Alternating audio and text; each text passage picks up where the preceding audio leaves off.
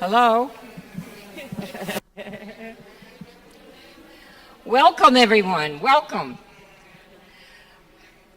My name is Eileen Gilkinson, and I am not Pastor Elisa. Pastor Elisa very much wanted to be here today, but can't. And on behalf of her, Tamia and I are welcoming you to FUMCOG, and we're so delighted to see everyone here.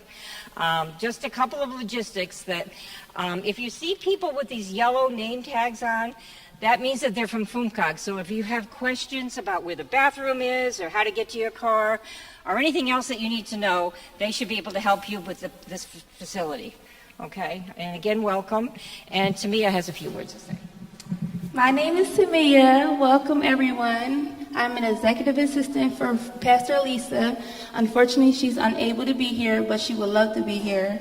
And I just want to welcome you guys on behalf of her. So we will now turn the program over to our moderator, Reverend Halston.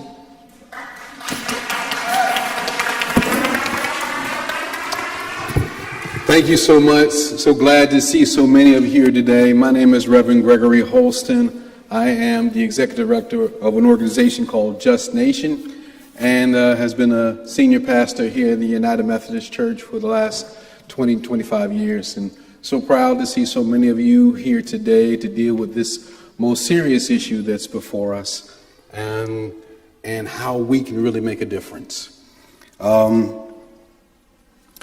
So we are in a crisis in many ways, but the crisis around immigration seems in some way to be the most visible and actually the most invisible at the same time. Whether it's Black Hawk helicopters lowering themselves down on the apartment buildings in Chicago, where all people in that building had their apartments opened and knocked in, and people were put away in zip ties, and children were forced to lay on the ground for hours at a time. People other that were immigrants. There were refugees, but also people who were U.S. citizens as well. And we saw that devastation, but we're seeing it all around us all the time, where people who are our friends and our family, our people who we've come to know and love, we have seen them taken in the front of schools, in front of their children. We have seen them taken out of their churches. We have seen them harassed and hurt, only coming here. Many a times we're coming here for things that we ourselves as the United States did to their countries. This is a point I always try to just continue to lift up. We invaded Central America and South America at least 56 times over the history of our country. We have invaded countries in Southeast Asia over and over. We have caused pain and disruption by our own policies, dumping our own wheat into Mexico, disrupting the lives of Mexican farmers, that those farmers now come to America looking for help and support for the disruption we caused, and then we turn on them and we look down upon them and we arrest them. And we call them illegal when they rightly say that they didn't cross the border, that the border crossed them. So with all this history behind us, the recognition is that almost everybody who calls themselves an immigrant, an undocumented worker, is in fact a refugee, whether it's economic, whether it's war, whether it's other ways in which refugees are listed. We're dealing with refugees and we have said in this country we're supposed to embrace them and help them and support them. My faith says that we're supposed to welcome the stranger, and we're doing exactly the opposite. And the recognition is that we're doing it for one reason and one reason only. As immigrants coming from South Africa who are white are welcomed because they're white, that we don't do to the Canadian border what we do to the Mexican border. The recognition for us, sometimes hard for us to deal with, But the recognition is very clear. This is about race. This is about race. About those who have said, and I say it enough for people to hear me, white Christian nationalism who have come to major positions in our government, who are dictating a policy because they believe the only true Americans are white and European and no one else. And we come into this battle with the recognition that those who don't believe that, who really believe in a multiracial nation where all of us can thrive and prosper together, have to open their mouths more than ever to say, heck no. Only because I'm in the church, I'm saying it that way. We want a multiracial nation. We know our strength and our power as a nation is because we come from every place in the world.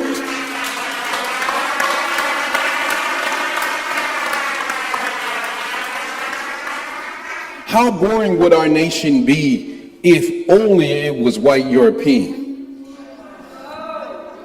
How boring would our nation be if you could enjoy some good Mexican food or some good Thai food or the greatness of the cultures that all of our people come from? It is what makes us great. And we have to stand up and say that diversity, no matter what, is why we're here today, to hear these issues about immigration and to see where we can help, knowing that we're standing together, because all of us together can build the kind of nation that will be as wonderful as it has promised to be. So I'm here today with some incredible leaders. I want to acknowledge, obviously, FUMCOG here and all the leaders of FUMCOG for help putting this together. Thank you. Let's give them a hand, please.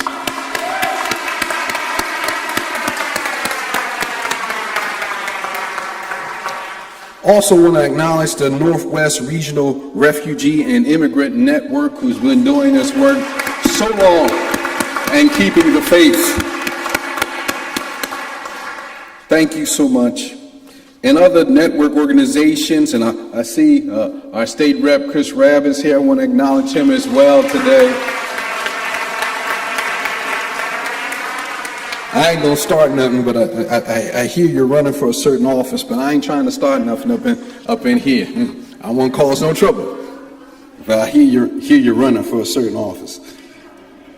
That's all I'm gonna say, and I'm not gonna say anything else. Don't make me try to say anything else. And so the purpose of this meeting is to enlighten, inform us, and to get us to take action. Our meeting agenda includes two panels, one national and local perspectives. We'll hear from Anand to speak a little bit about that whole situation that many of us have been involved with, and then we'll have refreshments downstairs. And so the first panel here today is two really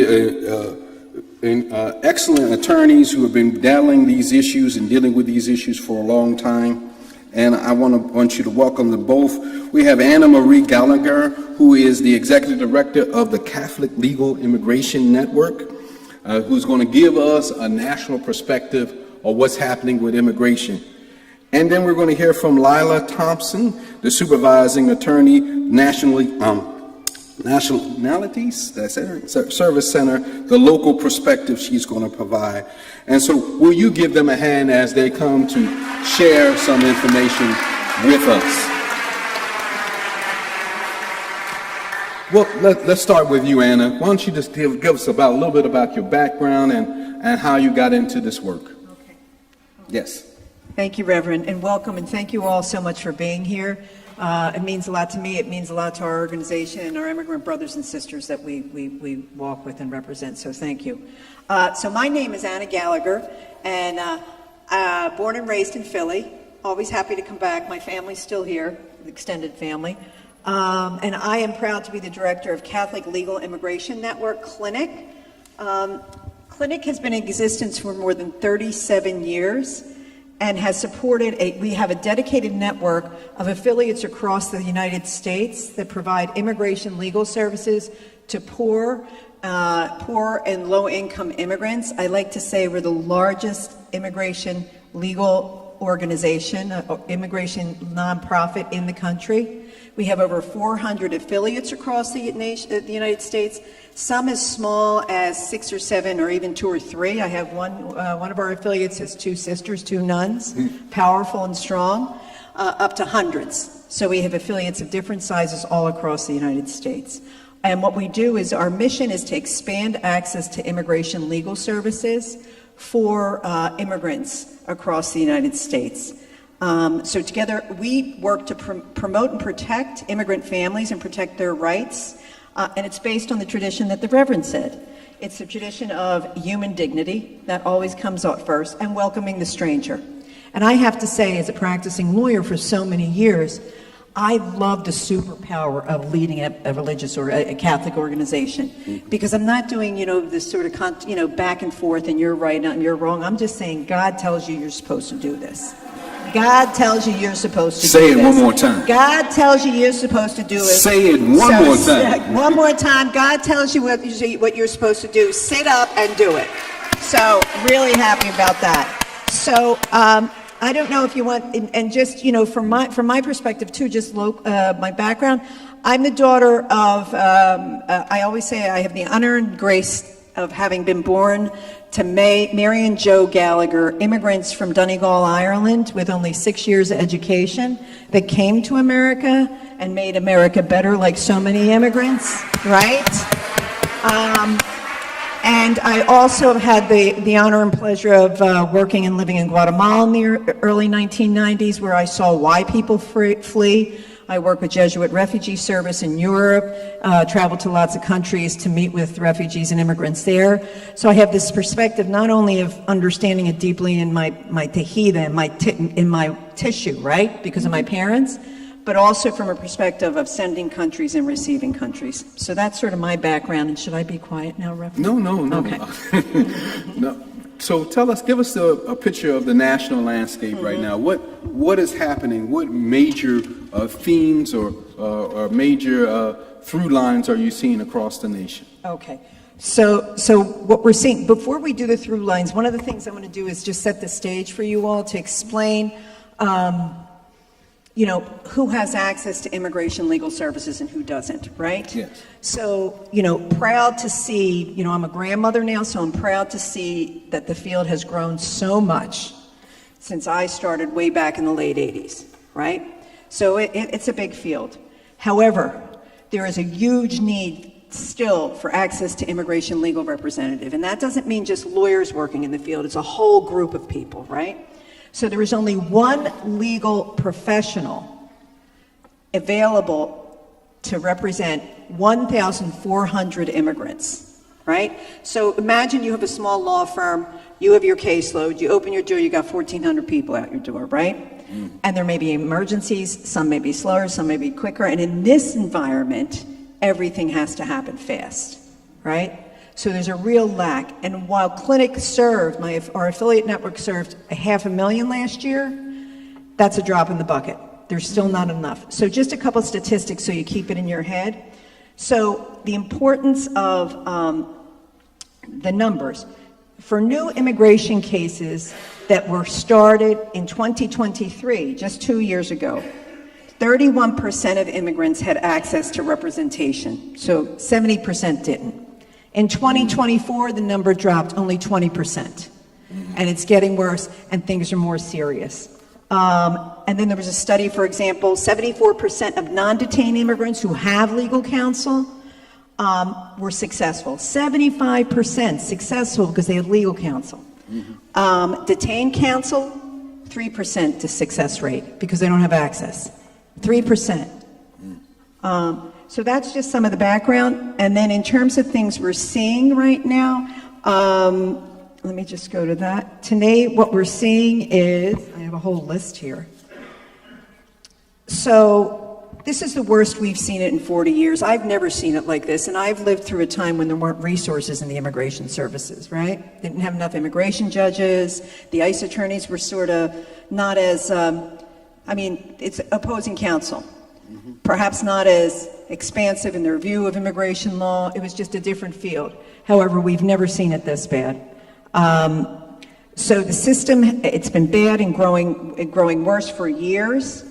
We're in need of a comprehensive immigration reform. The last time that happened was in 1986 with amnesty.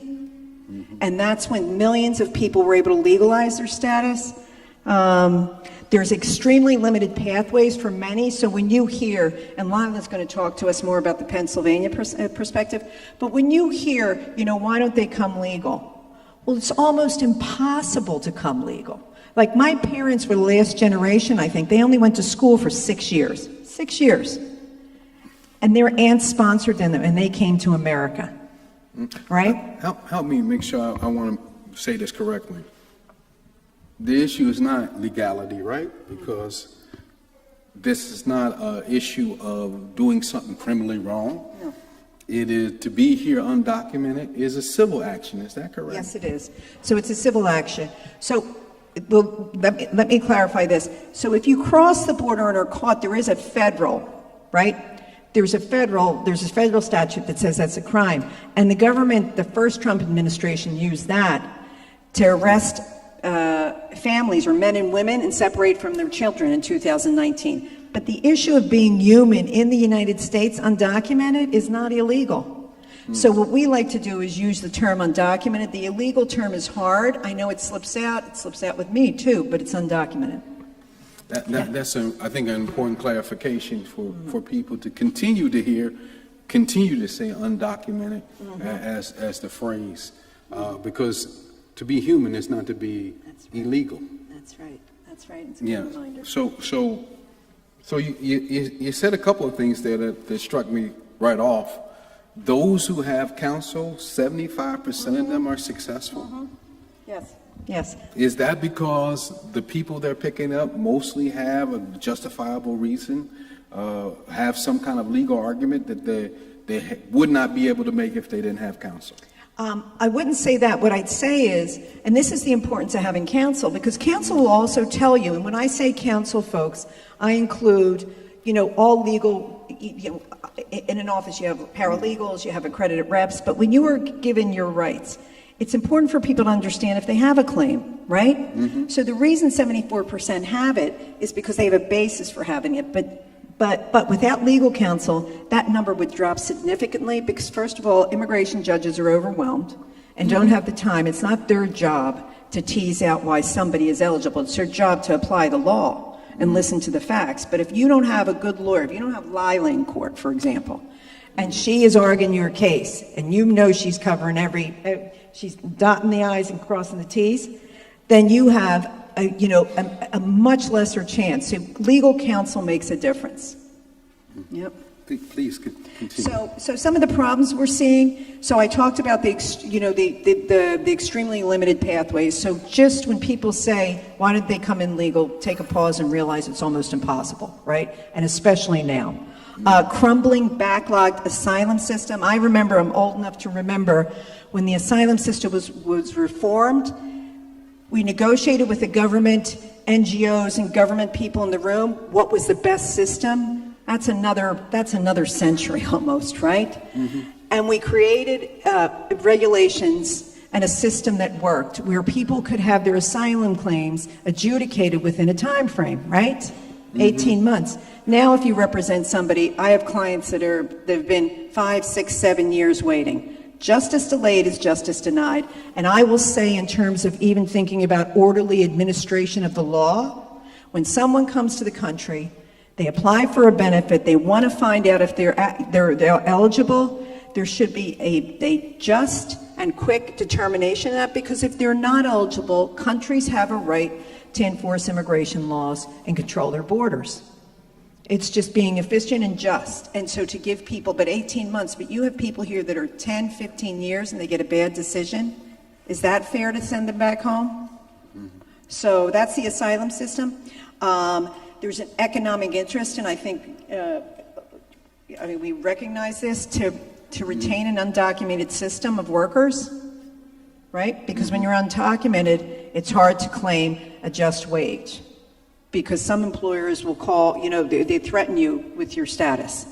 Another thing, failed and inhumane systems of enforcement. Our detention system now, because what they're doing is they're detaining everyone, and people are self-deporting because they're not going to wait in detention for 2 or 3 or 4 years, right, to get their case heard and to get a benefit, and their families are languishing.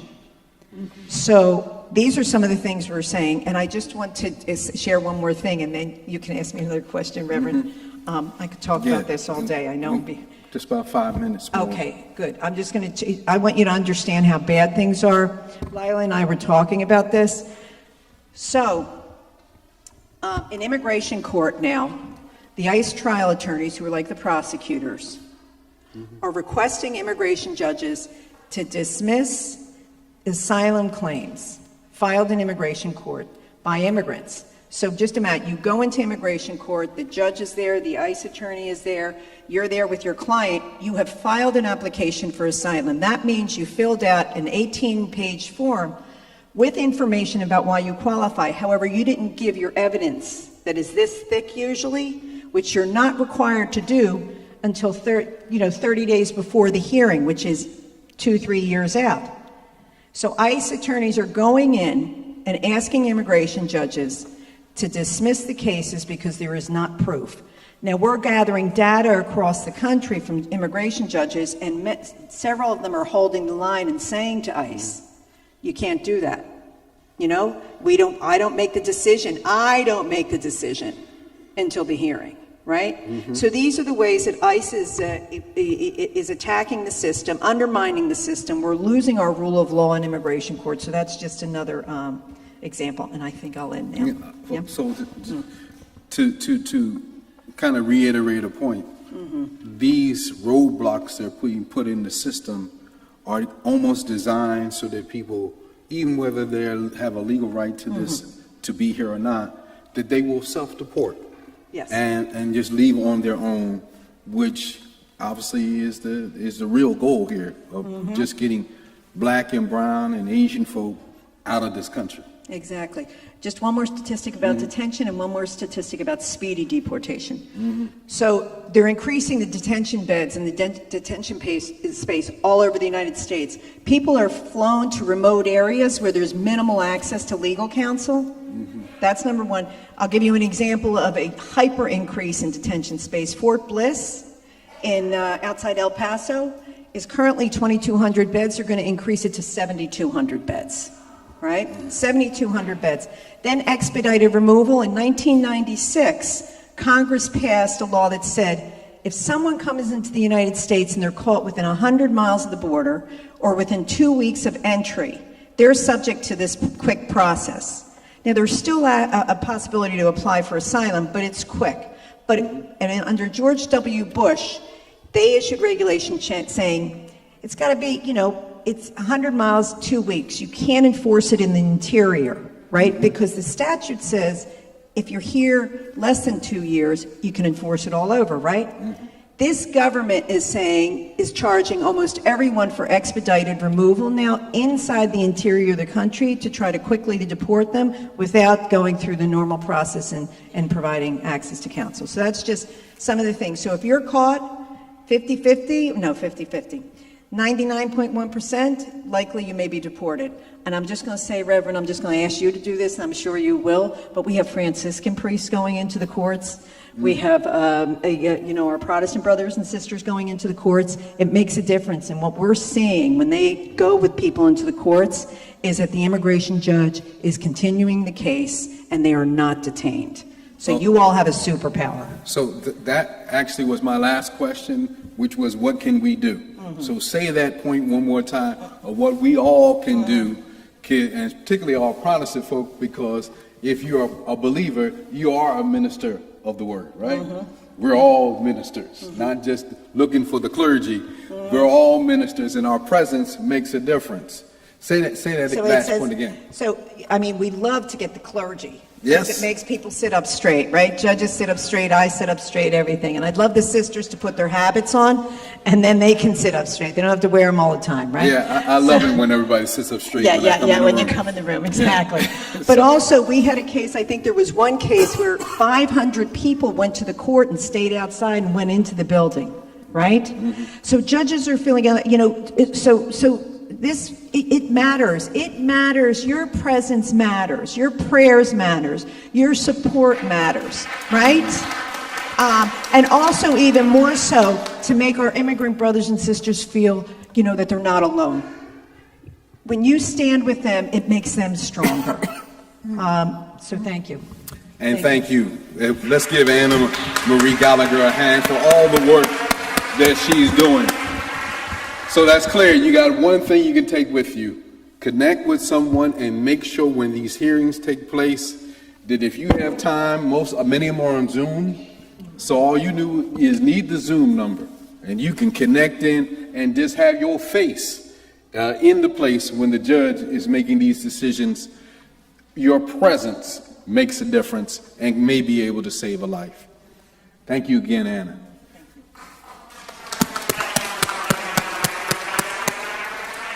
Lila, so good to have you here. Why don't you give us a little bit about your background and your work here locally in the Philadelphia area? Hi, everyone. My name is Lila Thompson. I'm the supervising attorney of PIFUP, which is Pennsylvania's first publicly funded defense counsel project for non-citizens in detention. It's a mouthful. Our program was started in 2019. At the time that I joined the program, I was the first full-time hire. And it started off as a pilot program. Our mayor at the time, Mayor Kenny, really wanted to invest in this project, and he gave us $100,000, which was matched by the Vera Institute. And we started off a small but mighty team, partnering with Highs Pennsylvania, and Kathy's here, and PERC out in York, Pennsylvania, as the three main legal service providers, and a lot of over 20 local community-based organizations, New Sanctuary Movement, Juntos, many others who you might have heard of. And our program has accomplished a lot in the last almost 6 years. As Anne-Marie mentioned, there's a 3% success rate in detention cases if you do not have an attorney. Under our program in Pennsylvania, we have a much higher success rate. So 46% of people represented by our program have secured release from detention, which is huge. And in Pennsylvania, in the Philadelphia area, we have about 718,500 immigrants who reside in the area. It's about 12% of the Philadelphia population. About 1 million immigrants reside in Pennsylvania, which is about 8% of the total population. 2 in 9 children in Philly have an immigrant parent, and 1 in 6 children in Pennsylvania have at least one immigrant parent. There are a lot of folks who would never think that they would have really negative contact with the immigration system. But what we're finding is that our program is as important as ever because more and more people are being detained. So I'm going to talk a little bit about that. Yes. I can jump right in if you'd like. I came to this work because I wanted to represent individuals in detention. Most people don't want to do that because, in all honesty, not to say this in a church, it's absolute hell. It is grueling. The things that you hear about, like what is going on in these detention facilities, is absolutely horrendous, and it is only getting worse because the government has now decided that they don't wish to have any accountability. There used to be, under the last administration, some accountability measures. You couldn't get an interpreter if you were in detention. They passed a new memo to try to help you with that. You could complain about things. That doesn't exist anymore. And what we're seeing now, as Anna Marie mentioned, is that they're really prioritizing, this government is prioritizing every single person for detention. We have had a massive shift from prioritizing certain individuals for enforcement and detention and targeting every single person. Detentions are happening at asylum offices, at naturalization interviews, at immigration courthouses, at immigration check-ins, at people's fingerprinting appointments for actual applications that they're submitting. Individuals who are attempting to go through a lawful process by attending their hearings to seek asylum, or attempting to adjust their status through a U.S. citizen family member who are complying with their scheduled check-ins, are being detained by masked agents and placed into these immigration prisons. Now, the one that you might have heard of is called Moshannon Valley Processing Center. Let me be very clear that this is not a processing center. It is a prison. In fact, this facility was actually a former Bureau of Prisons facility, Moshannon Bureau of Prisons, okay? It is a detention facility, a prison with barbed wire. I know a lot of you have actually gone on the trip to go see it.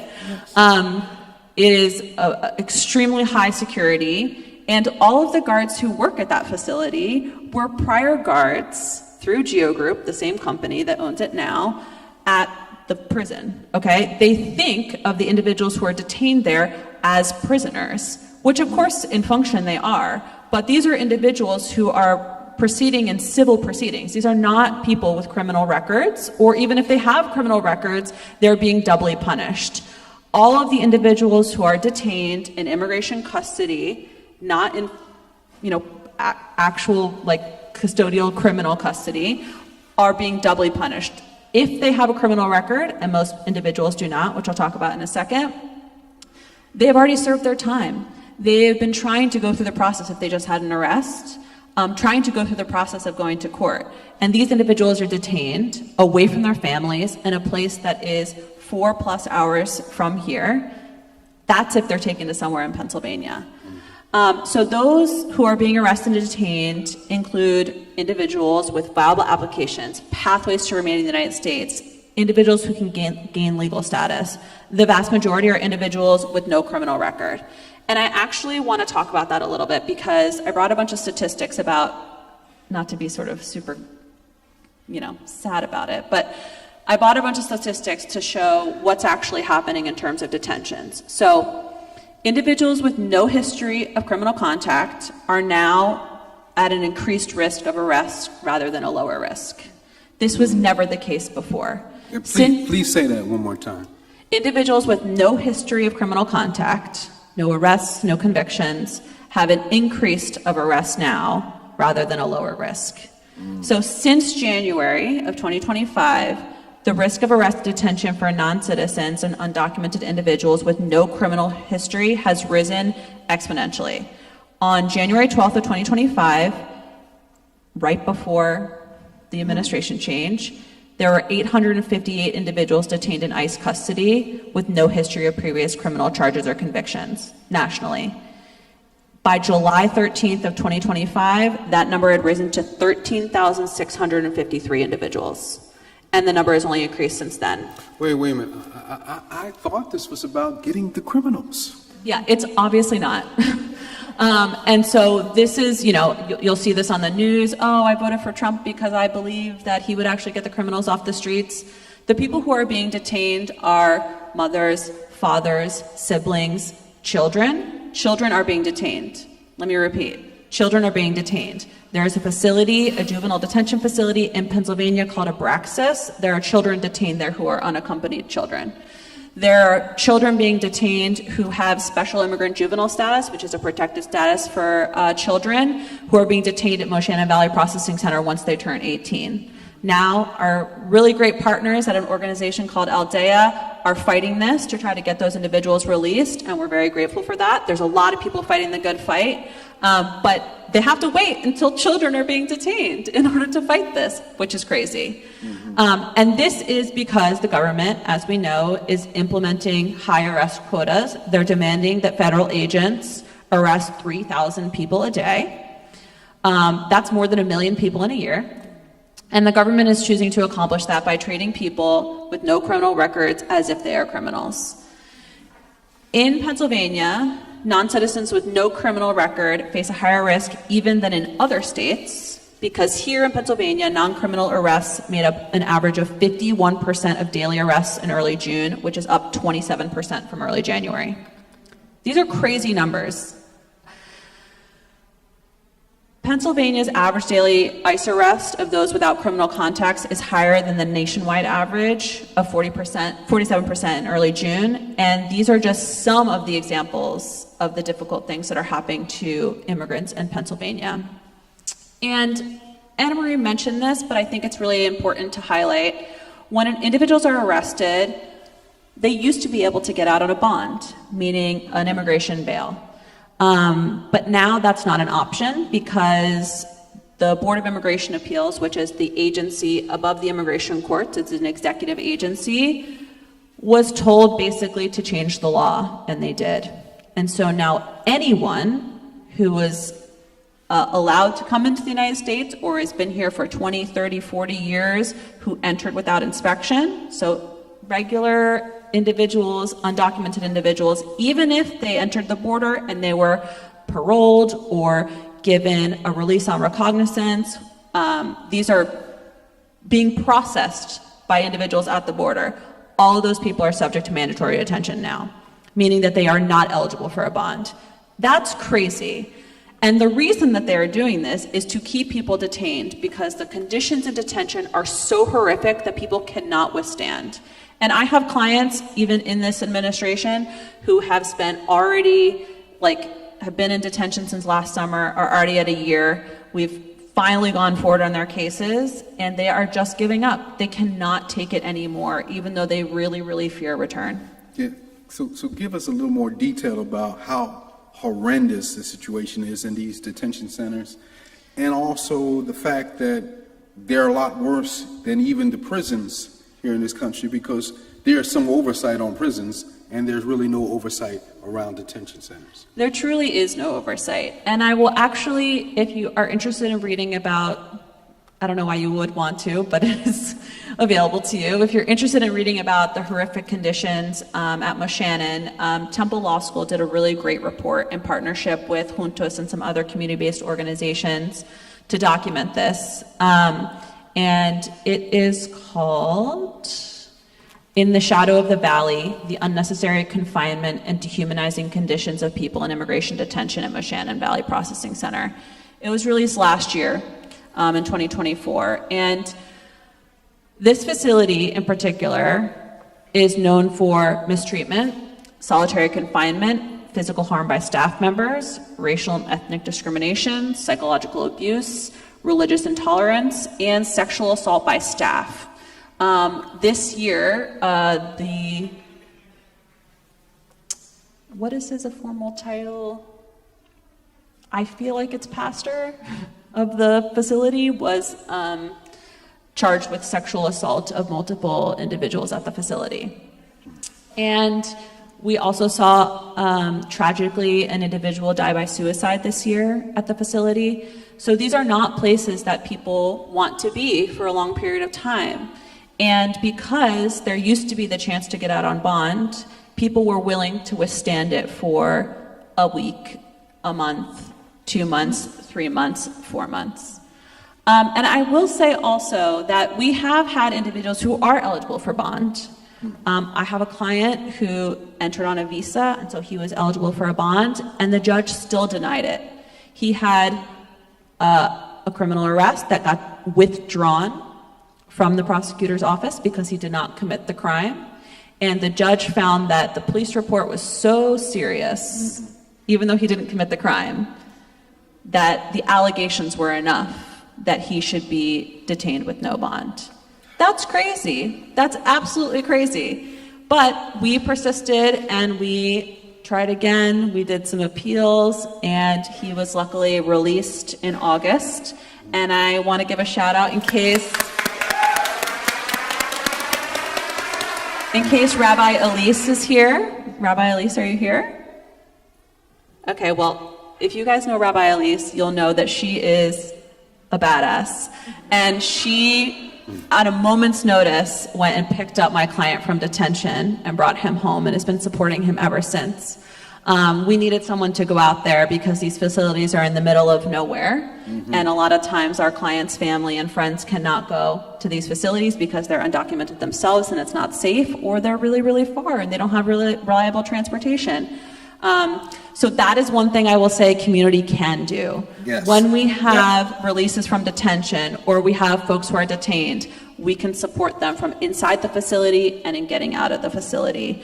And we rely on our network of volunteers and individuals to support. And Rabbi Elise has been there for our clients since he was released, checking in on him all the time, making sure that he's okay, making sure he can get back on his feet. And we always need community to help individuals come back into society after being detained for a long time. How do you get to be a part of that volunteer list?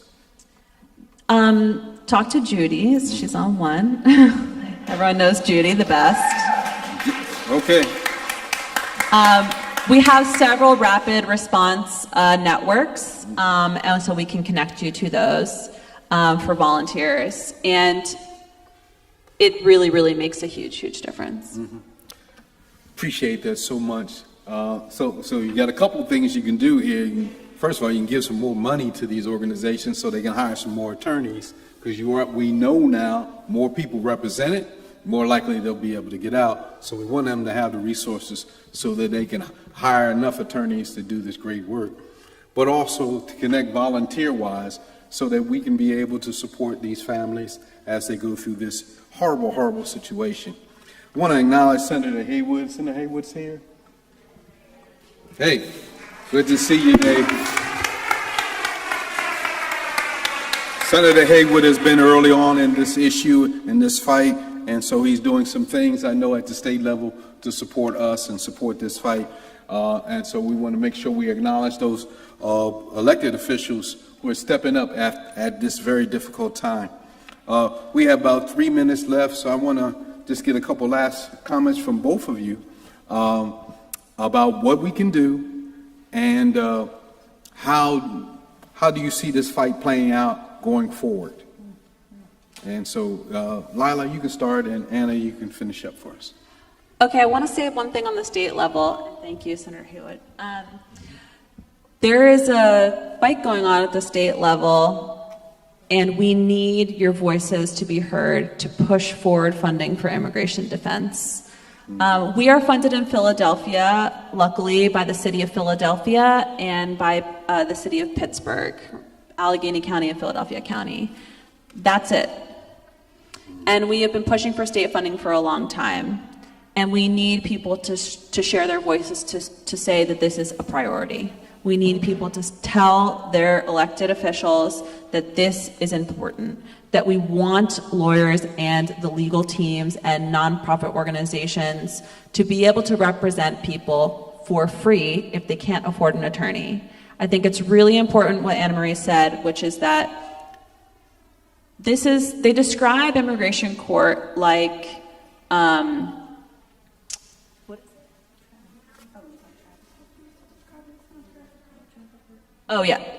they used to describe it as traffic court with the result of the death penalty. And I think that this could not be more true, especially as they are removing any immigration judge that does the right thing and replacing them probably with military judges who have no immigration training whatsoever, who will toe the party line. And so we really, really, really need individuals who can stand up, talk to the elected officials so that we can get attorneys in the room. I would love to represent all the 1,400 individuals that apparently are needed to be represented, but I can't because we're not funded enough to be able to do that. And we need more lawyers in the room. We need more lawyers accompanying people to court because we don't want to see these arrests, and it does make a big difference, not just in people not giving up their claims, but in having a dignified way of proceeding through this very chaotic process. A lot of my clients will end up being deported, unfortunately, but they have me by their side talking them through the process, being able to make an educated decision for themselves, educating them about these are your options, this is what might be best for your family because this is the likely outcome, or this is the ways that we can fight, but you're going to be in detention for this long. We need individuals to be able to make decisions that are best for themselves. And if that decision is to stay and fight, I want to be alongside with them. If that decision is to give up and go home, then that's their choice to make too. Yes. Thank you so much, Lila. Anna, any last comments? I'll just bring us home very quickly. What you can do, one of the things that I was thinking is, people of faith is witness. The church's witness. For example, one of the churches that I work with down in D.C., it's St. Camilla's in Silver Spring, they actually go to the immigration court, stand outside every Thursday, and greet and pray and wish luck to the immigrants going in, and it's hugely moving, right? And when they come out, they clap because they haven't been detained. So it's all these little things, but they also have this group, I can't remember the acronym, I'll send it to Judy, it's DAN. They have groups of people all throughout D.C. that are helping with childcare, that are helping with food shopping, food pantries. When they find somebody's been detained and arrested and the vehicle's in the middle of the street or it's on the side of the road, they go pick it up so it's not placed in a place where you have to pay $200 or $300 to get it. So they're doing all these practical things. And then the thing I said about going into court, it makes judges sit up straight, it makes ICE a little nervous, they release. And then I just want us to remember, this is a government by executive order, a government by litigation, right? So we just have to be steady and strong during these years and support immigrants as much as we can and support each other, right? Because we can't expect much different than what we're talking about here, but it's important to do that and just stand with your immigrant brothers and sisters as much as you can. And I really appreciate it. I'm really moved to see how many people here. I'm moved by the reverend support of this. I'm going to tell my people all about it. So thank you. And pray for us. Pray for us. Yes. Give this panel a big hand for the work that they continue to do. They're standing up for us, standing up for our community, standing up for people in need. Stand up and give them some encouragement right now for the work that they do.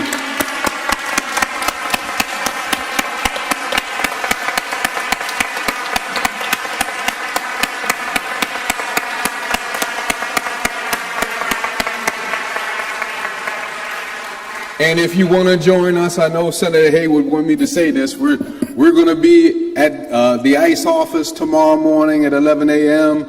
standing together. I know this church has committed to do this, I'm sure, even if their pastor is not there, that they're going to do it anyway. So we're going to be out at the ICE office tomorrow, standing with those who come into that office, standing against the injustice we just talked about.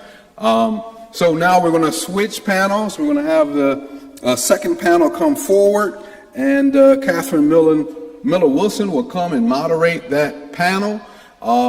So let's come on up. Let's do a little couple quick shift here. We just need a couple of minutes to do that. Oh, thank you so much. First, I want to say I love your hat.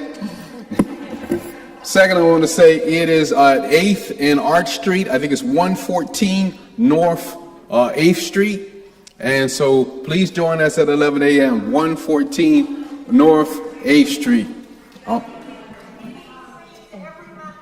Yep, it's every Monday starting now. Every Monday. The cold, the sleet, the snow, the height, we're going to be there. All right?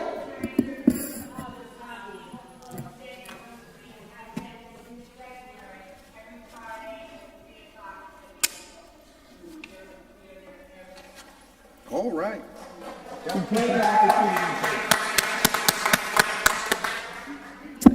Well, good afternoon, good evening, I guess I should say. Thank you very much for having us and for being here and for everything that you're doing. It goes without saying that it's incredibly important at this moment. So I'm Catherine Miller-Wilson. I'm the Executive Director of HIAS Pennsylvania. Thank you. So we're a nonprofit that provides immigration legal services. We work very closely with Lila, and we're members of clinics. So we're really happy to be a part of today's program. I actually have the honor of moderating the community response panel. And these guys, the work that they're doing, I'll let them introduce themselves individually, but it's been just really such an honor and a privilege to work beside them.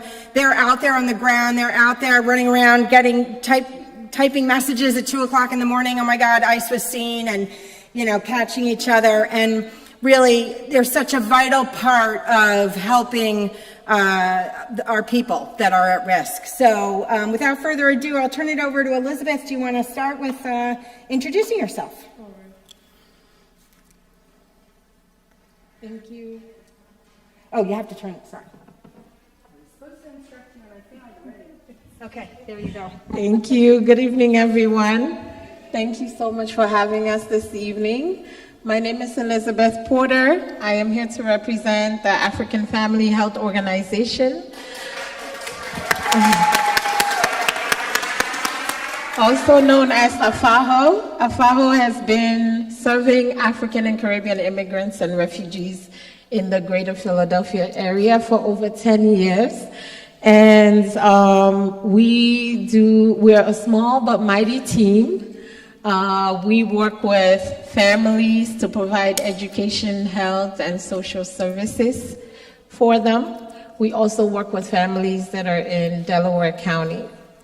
A quick introduction of myself. I am an educator and I manage the education programs at AFAHO. I work with the youth as well as the adults.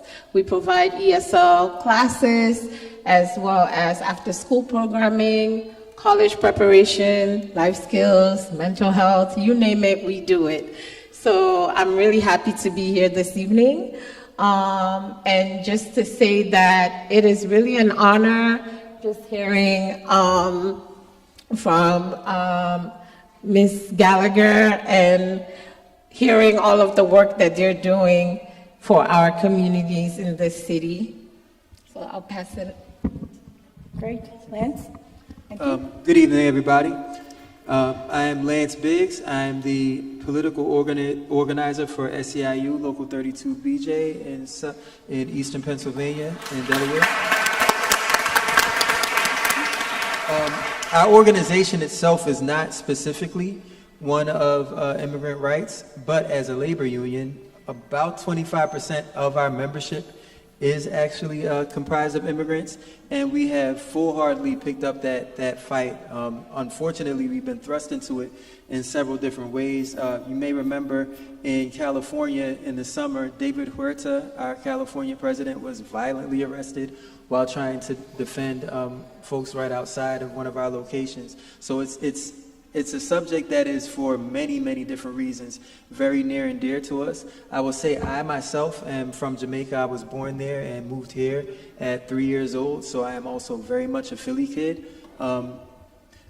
I'll say that for me, the biggest issue that I have and that I'm somewhat obsessed with right now is narratives and how they are used to manipulate emotions, and then those emotions are used to either get us to act differently or to accept things that we normally wouldn't. So as we move along, that's kind of going to be my focus for today.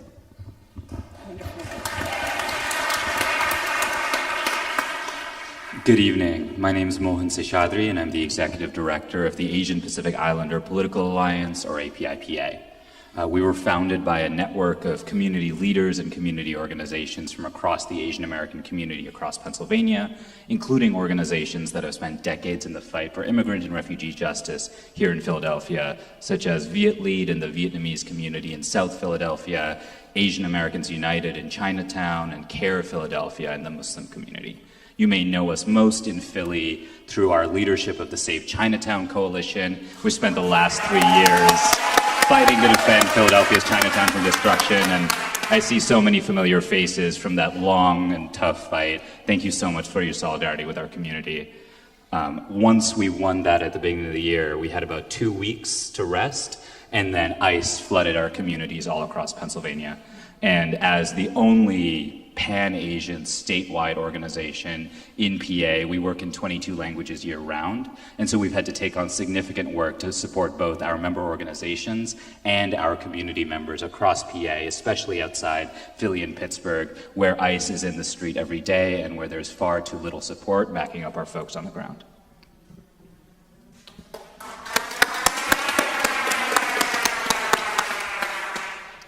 Hi, everybody. It's good to be back. Nice to see familiar faces. My name is Blanca Pacheco. I'm the co-director of New Sanctuary Movement of Philadelphia.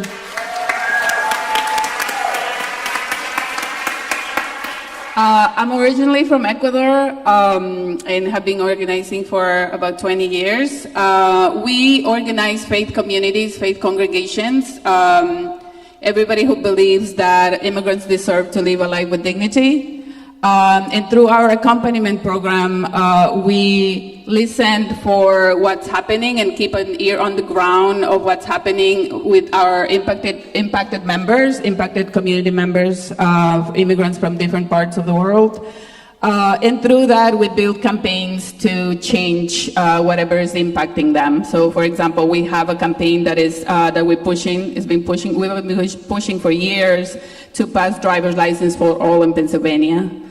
And we also were part of winning the separation between immigration and the police, which is called now, or trying to be called a welcoming city. And we're also doing work to defend that and make sure that the city stays as a welcoming, quote, quote, sanctuary city.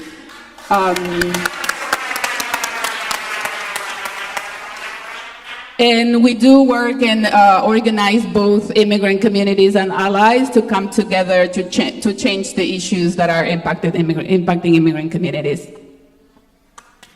Great. And I want to mention one panelist who unfortunately couldn't make it. Her name was Jasmine Rivera. She's the executive director of Pennsylvania's Immigrant Citizenship Coalition. And we are all members of that coalition. So she's given us permission to share some of her words when relevant. So without further ado, I want to ask our panelists to give me 2 minutes each about your organization's priorities for service and action right now. And I'll start with Blanca. All right, I'm going to read my notes because it's Sunday. So in this political landscape, we have been focusing a lot on Know Your Rights, not only for impacted communities, but also for sensitive locations, as the memo that will protect churches or schools or hospitals has been rescinded. So we've been doing a lot of Know Your Rights in the different communities. We're also doing canvassing, business canvassing, and we went into that direction because different neighborhoods have people who might not be supporters of immigrant communities, so that's why we are visiting businesses. We do aim to build relationships with them, leave resources, and also gain support for our driver's license campaign. And we have a team of volunteers that have been trained and they're doing, some of them are here, so happy to see you. So we are doing that once a month and looking to expand into twice a month. We're also doing actions to organize and continue to push back the city, the Mayor Sherelle Parker, to continue to be brave and defend the sanctuary city and not give up into the government trying to change that. And we're doing a lot of casework. Like, we receive a lot of phone calls from immigrants from different parts. The majority are Spanish speaking, but also from the different Afro-Caribbean communities and African communities. And the majority of folks that we are supporting right now are folks who have entered in the last 5 years or so, which have been pursuing asylum and seem to be the biggest target of this new government. Many of them have not known that they had to file asylum inside of the first year, so they're running into a lot of trouble of that. So we have been trying to do in the last 2 years a lot of what I will call deportation prevention.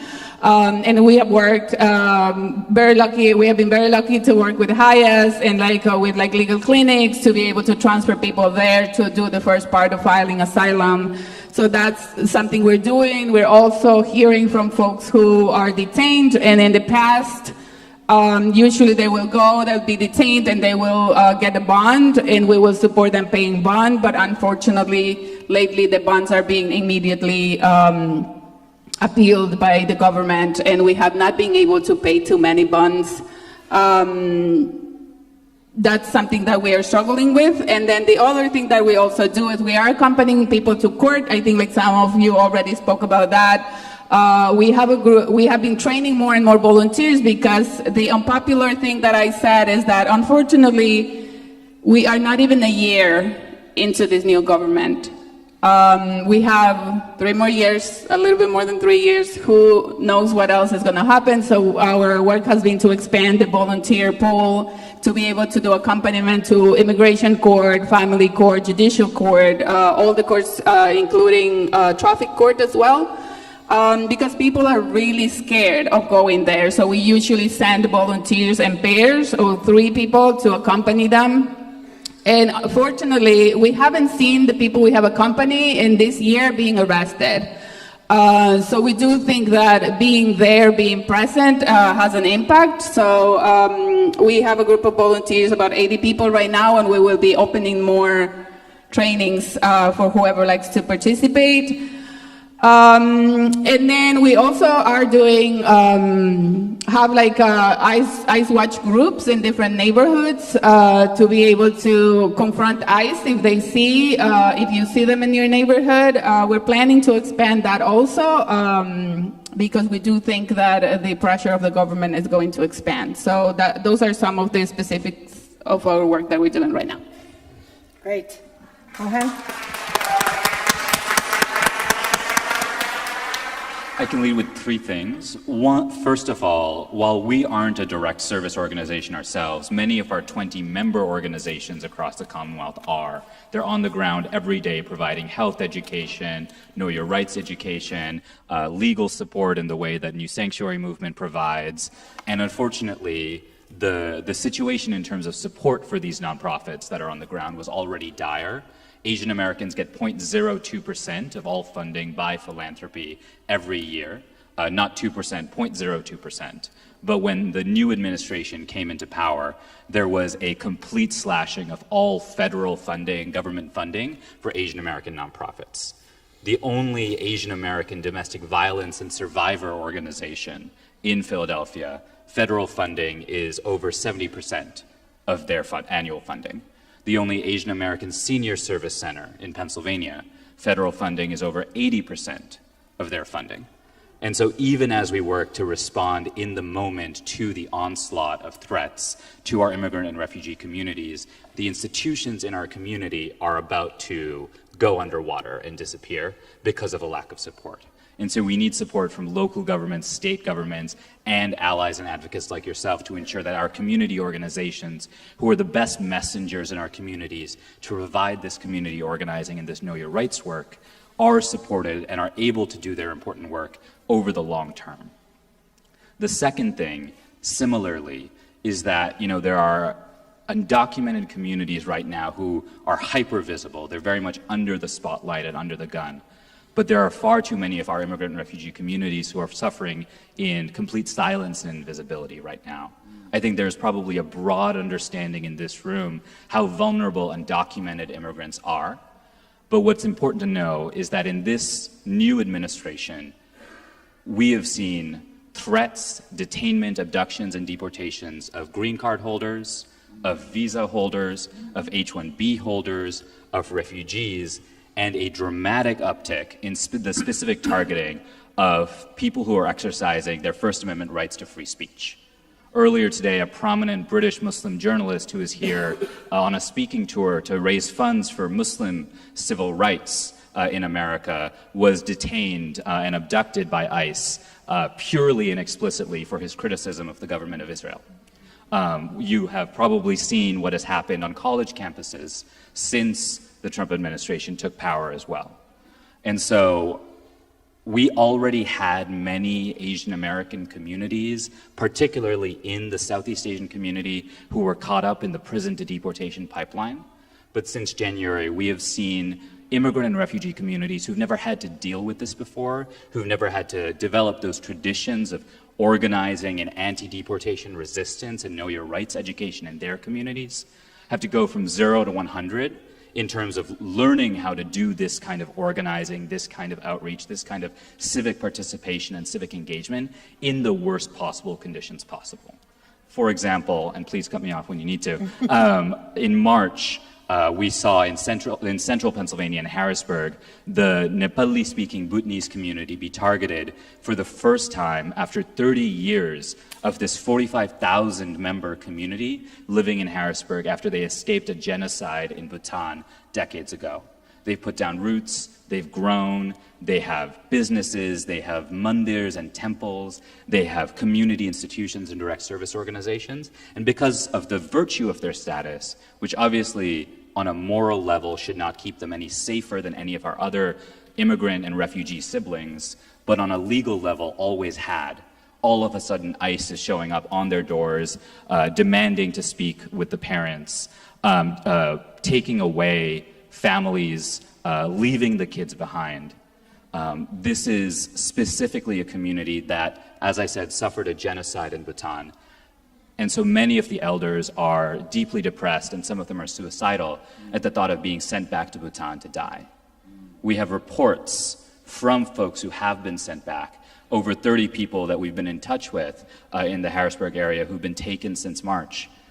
When they land in the Kingdom of Bhutan, there are Americans waiting for them on the ground with employees of the Bhutanese government.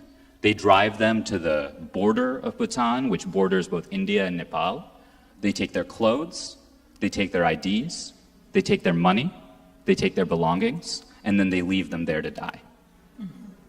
We're still in touch with 4 or 5 members of the Harrisburg community who are now incarcerated in India and Nepal after having crossed the border, having been rendered stateless once again for the 3rd time in their lives now, and are now incarcerated in those other countries as undocumented immigrants in those countries.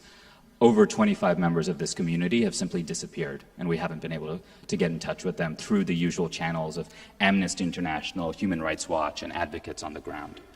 And so this is a deeply dire situation that is life and death for so many of our communities, and it is made even worse by the fact that far too many folks in Pennsylvania do not know how vulnerable our Asian immigrant and refugee communities are, and made even worse by the language barriers that in so many cases prevent our neighbors from engaging with our community members and prevent our community members from getting access to the all-important and life-saving Know Your Rights info.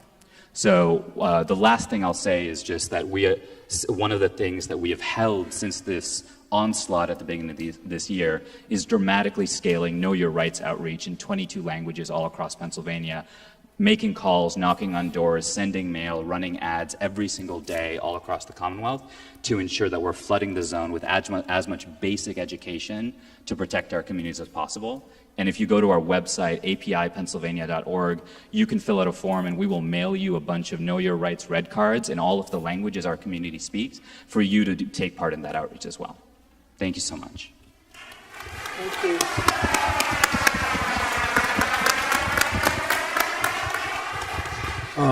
Again, similar to Moha, my organization is not a direct service one, but I am proud to say that my union recognizes the fact that this sort of attack is just a part of the full attack that is currently happening from our government, from this administration.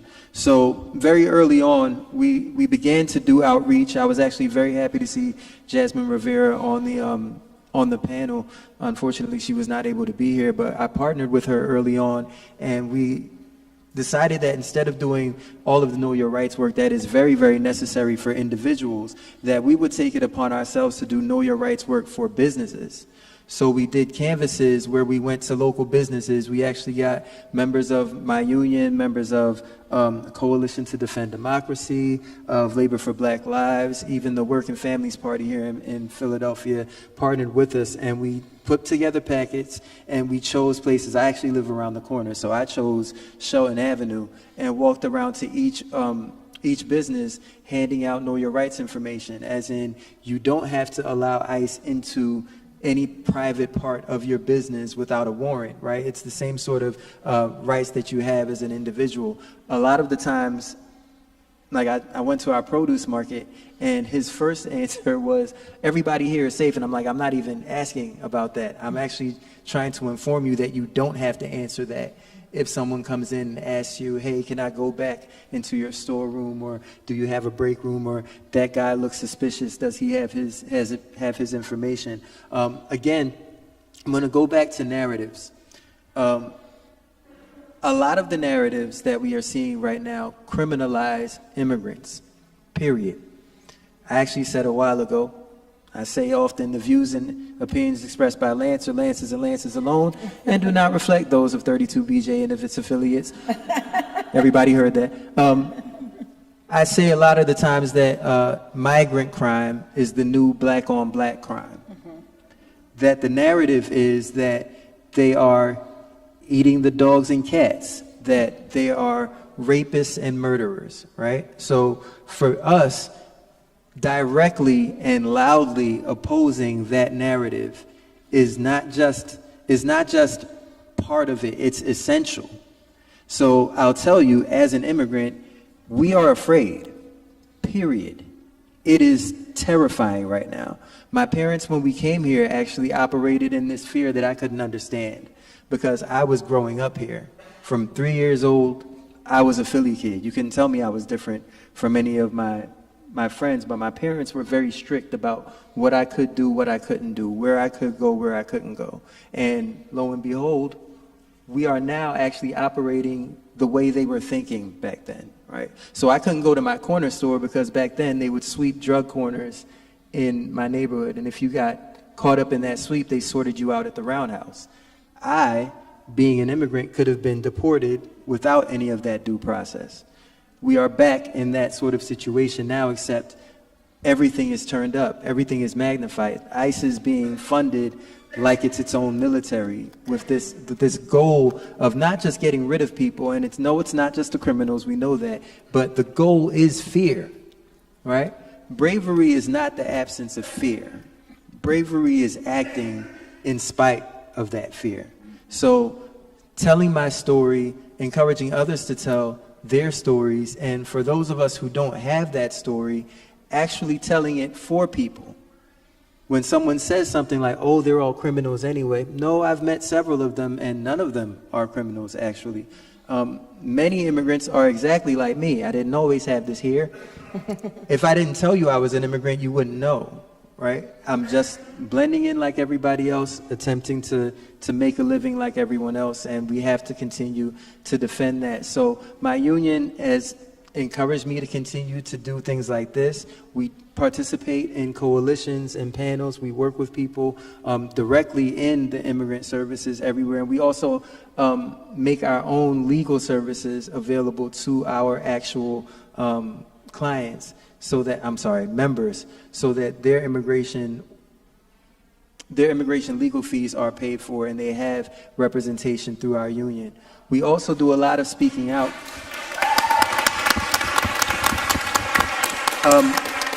I'll take a pause there because I'll say I naturalized when my parents took the whole citizenship test when I was about 15. So from 3 to 15, I didn't know I wasn't a citizen. They came home one day and said, congratulations, you're a citizen. And I said, what was I a second ago? But because of that, I never actually took the test and I never actually got my own paperwork. I have a passport that says that I'm a citizen, but outside of that, there's nothing to show. So I actually called my own legal services and found out that the application for a certificate of citizenship, one, it's going to be paid for by my legal fees, by our union, but it costs almost $1,400. Not to become a citizen. I am a citizen.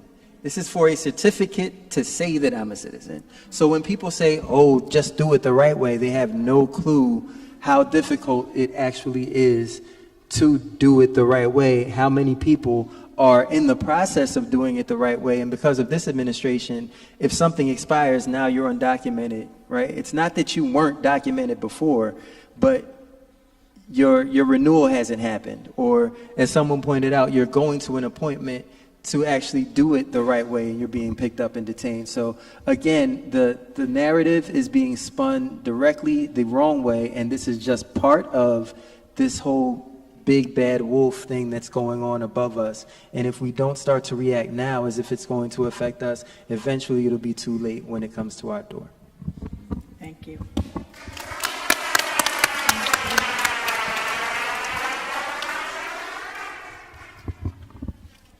For African Family Health Organization, we provide direct services in 18 languages. So our clients or our community members are greatly in fear. They are suffering from anxiety. They are suffering, like your community members, they are also suffering from depression, because these are families that came to the U.S. for a better life. They didn't come to the U.S. to commit crimes. They came to the U.S. to become better people. They're business owners, they're educators, they're nurses, doctors, lawyers, and their children are also going through the same path. They are successful people that are in universities, but they are all in fear right now. Their grandchildren are staying home from school because of the fear that they might get picked up. Some of them have been picked up by ICE. So our priorities, services, and actions that we're taking right now is to continue to educate our community about their rights. Last night I just hosted a voter registration event for the November elections that are coming up. We are going to continue to empower our community members to let them know that you still have rights and you can still change the narrative, right? So don't sit at home in November. Go out and vote, because every single vote counts. That's one of the things that we're doing in our community. We are also continuing to provide health services, mental health services, as well as hosting mammograms, which we just did yesterday. We collaborate with a lot of different hospitals, clinics, health centers around the city to provide these services for our community. So we worked with UPenn to provide mammogram screenings for our community, and we will continue to do that work. Even though our community members are afraid, we are going to meet them where they are. We are going into the schools, and we're educating our partner schools about how to keep families safe.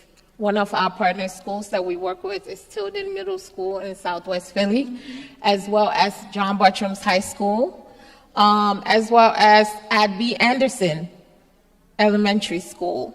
So we're doing a lot in the community to make sure that our community members continue to receive the services that they deserve and the services that they really need. Another thing that we're doing right now is we are continuing to provide food.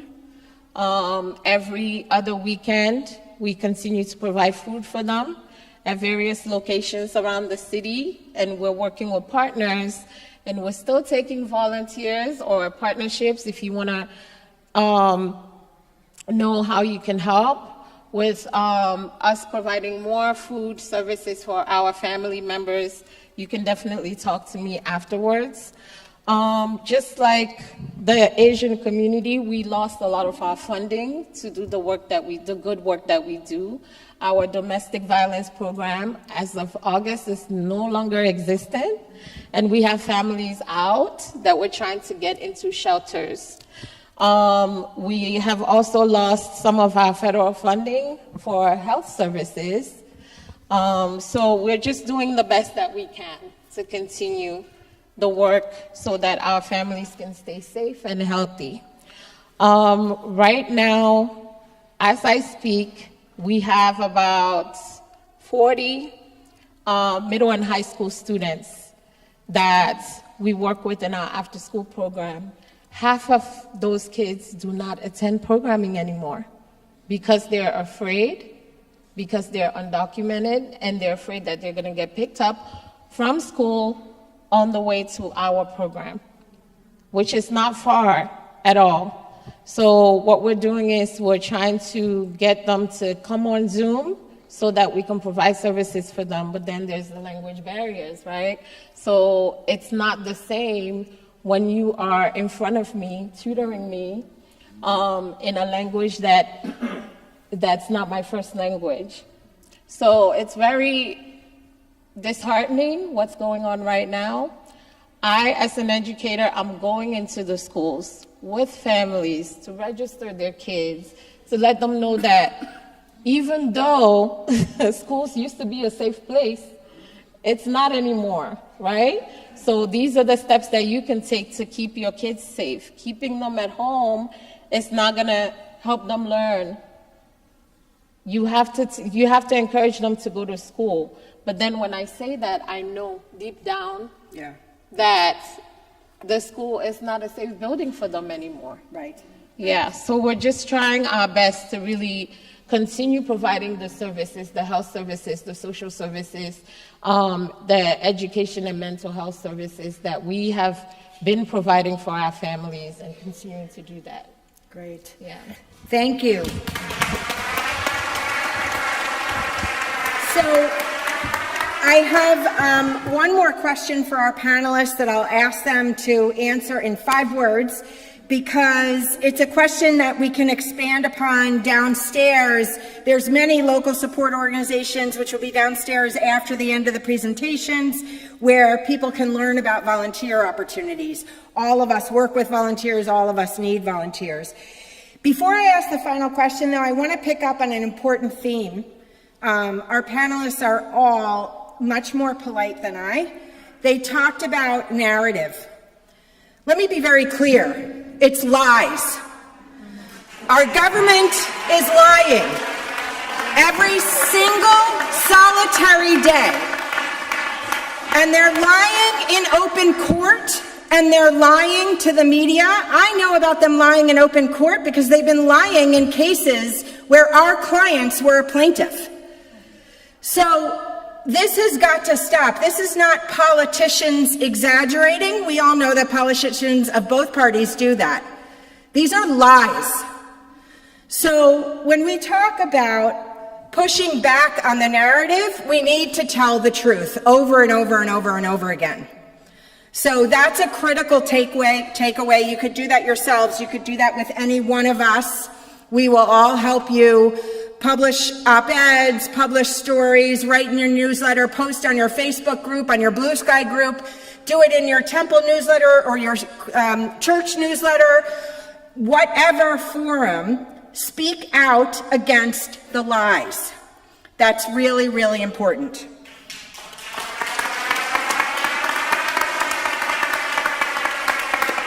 Okay, so final question, 5 words. I'm going to start with you, Mohan. What can people do to help? How can the community become involved? Oof. 5 words? 5 words. All right. I'm going to count I'm used to them. 5 sentences. Give money. Know your rights. That's 5. Okay. Excellent. Blanca? Oh my gosh. All right, I need 5. You can do the same 5 words. That's okay. All right. Don't follow the lies. They want us divided, defeated, entire. Sorry, more. I'm sorry. Get involved, get engaged, donate your time, money, resources, and prayers. Okay. And all of us are capable of becoming criminals, like they're calling us. So what we said? Whoever's free of sin. What do you say? I think you're a pastor. You know, whoever is free of sin. Whoever wants to throw the first rock should live in a glass house. Because none of us are free of sin. So. All right. Thanks for calling Mohan first. I had time. Volunteer, unite, fight, live, and care.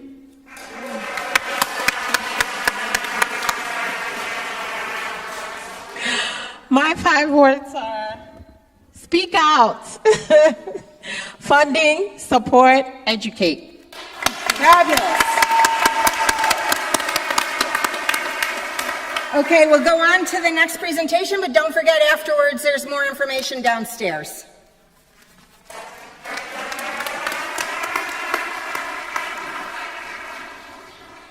Thank you so much. That was such a informative panel. Again, give them a quick hand for all the work that they continue to do.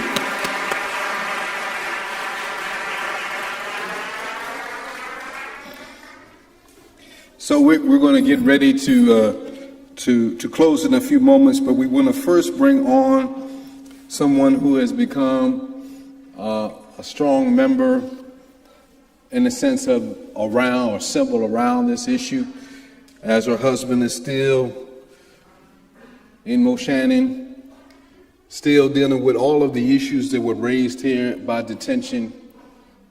And the community has come around her and her family to support him and their business here in this community. And probably one of the most moving and beautiful moments from my time here in Germantown, in Mount Area, was the rally that we had in the summer in the heat. And so many of you who were present all around that little shop, ready to make a strong statement for justice and freedom and equality, and wanted to say to love our neighbor because he is our neighbor, and to stand on what that actually means.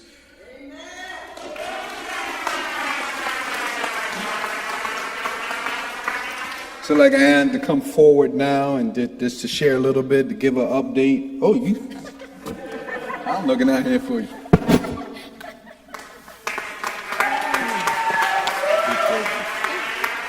Either place, you can take the mic or you can stand here. Okay. Oh, let me grab that.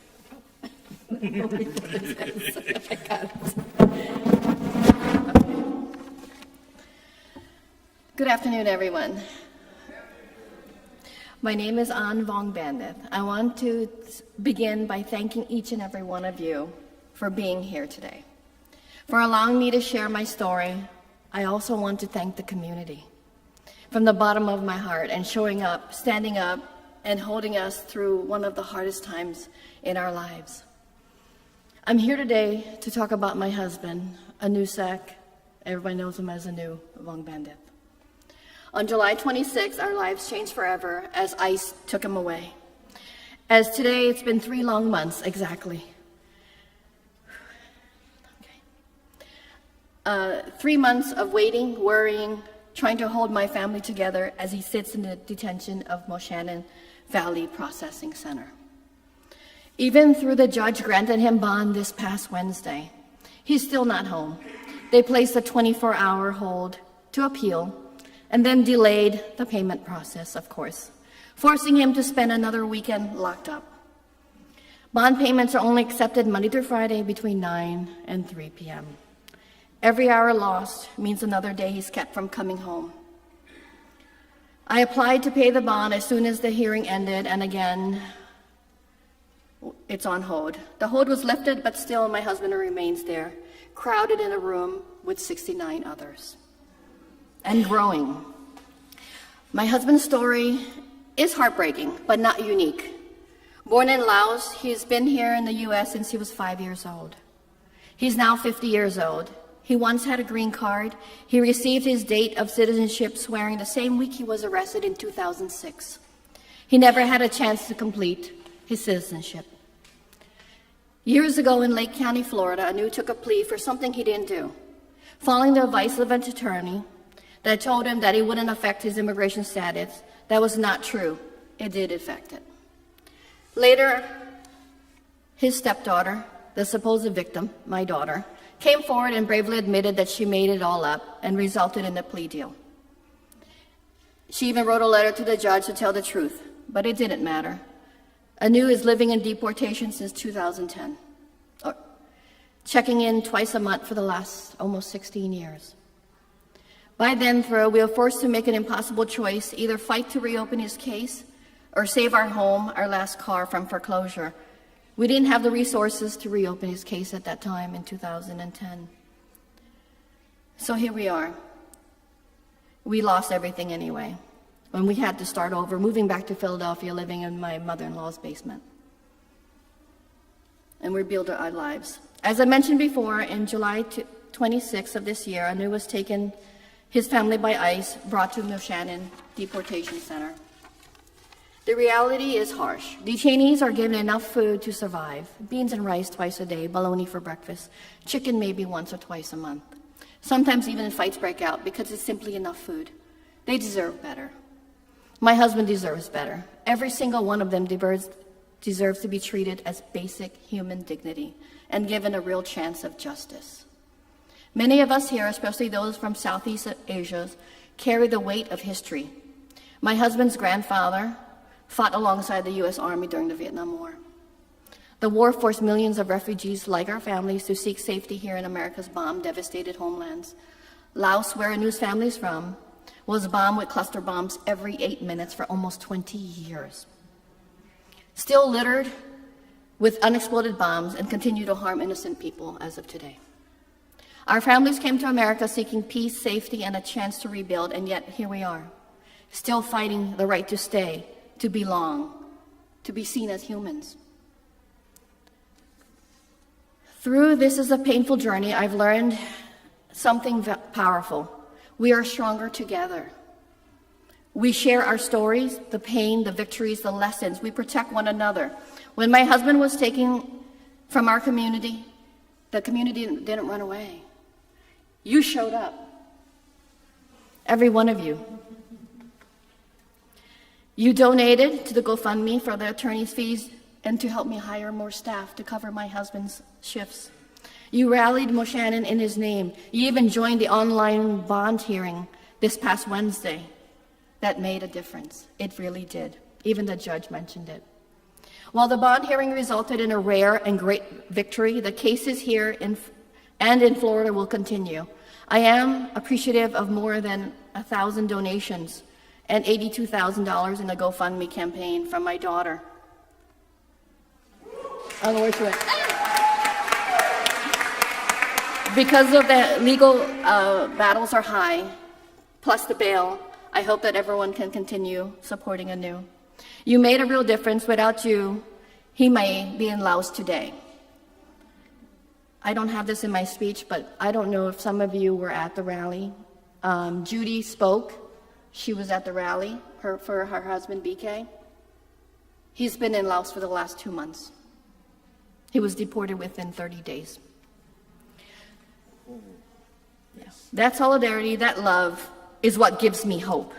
So today I ask you to keep standing with us, help bring a new home, not just for me, but for every family torn apart in the system. Let's bring them back to where they belong, with their families, their friends, and their community, where they're needed, loved, and valued. I know this is just the beginning of the fight for freedom, and standing here surrounded by all of you, I feel something stronger than fear. I feel hope. I believe that as long as we stand together, we can bring all our loved ones home. And I thank you.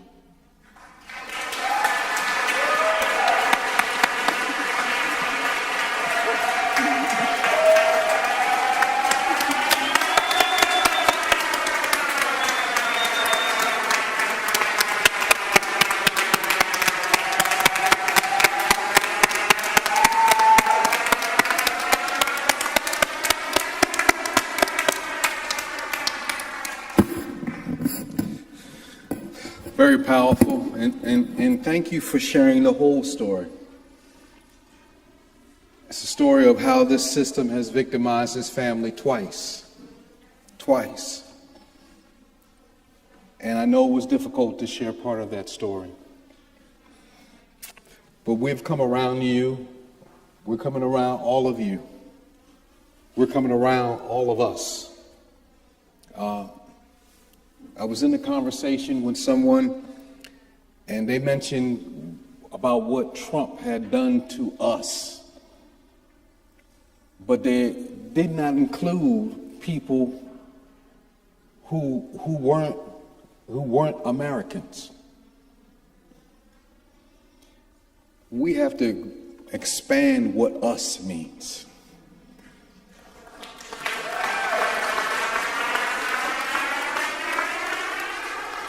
An and Anu is us. All those in detention in Moshannon, that's us. All my African brothers and sisters, many in the Southwest, and I got friends who are pastoring down there, that's us. Everybody in Mexico is us. Latin America is us. Central America is us. When are we going to have the broader us that we all can be lifted up together? I'm going to leave you on this point. We're going to fight. We're going to continue to fight to expand what us means, so it doesn't mean some exclusive white European notion, but us means a greater humanity that all of us live in, black and brown and Asian, all across this world. All of that is us. And if there's one thing we know now with the technology advances that we have today, we now can be able to provide wealth for everybody so that everybody on this entire planet can prosper. Everybody can have enough to eat, can have enough to drink, can have a home over their head. Everybody can have enough now. And so we don't need to do us and them anymore, like we need to hoard on to our little bit of what we have. We all have enough. So let's stand together and work together for that day. Someone also said to me in this last point, they said, isn't this really, I said this is about race, and somebody said, no, this is really about the billionaires. I've tried to say to that person, there is no separation between race and greed. There is no separation between race and greed. Race in this nation has always meant greed. It always has meant the exploitation of people of color for profit. So you want to use and talk only about billionaires, but you're missing part of the story. Race is at the core and at the center of what this is all about. People who only want a white-only nation, every hoop that every lawyer had talked about today that they're putting these folk through is because they're saying straight to everyone, we don't want these people here. And I heard the writer of 1619 say it this way, that people are asking, like the Native American population asked, well, what do you want us to do? And white supremacists said, we don't want you to exist. That's what they're saying today in this country. They don't want us to exist. And I am sick and tired of my humanity always being on the ballot. Every time of an election, I got to run out to vote because I got to fight for my own humanity or our humanity. So let's put this thing to a rest. Let's put this thing to a bed. Let this finally say, we're going to deal with this straight up and say to the white supremacists and the white nationalists, you are absolutely wrong. And we do want a multiracial nation, and it's going to take all of us to say it as a statement, white, black, brown, Asian. We're all going to have to say that with one voice with such a ferocity that they will run and hide, go back and crawl in wherever they came from and stand up together for what is right for all of us. That's our mission. That's our goal. That's what the fight is. Whether we're talking about immigration or we're talking about Medicare or Medicaid or food stamps, whatever this administration is, it's still the same issue, whether we want a multiracial democracy that can stand and fight and live. And that's where we stand today. One fight together. One fight. One fight. One fight. And we will win.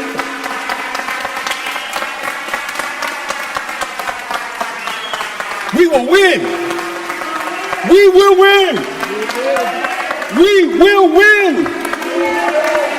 We will win. We will win. We will win. Give yourselves a hand and believe that God is truly on our side. Thank you very much. There's an organization, tables downstairs for a connection. Please get together and enjoy the reception. Thank you so much. Let's continue to work together.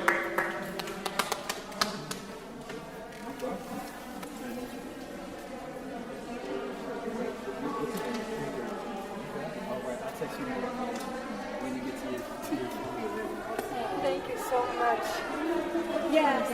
yes. We were on the stage at the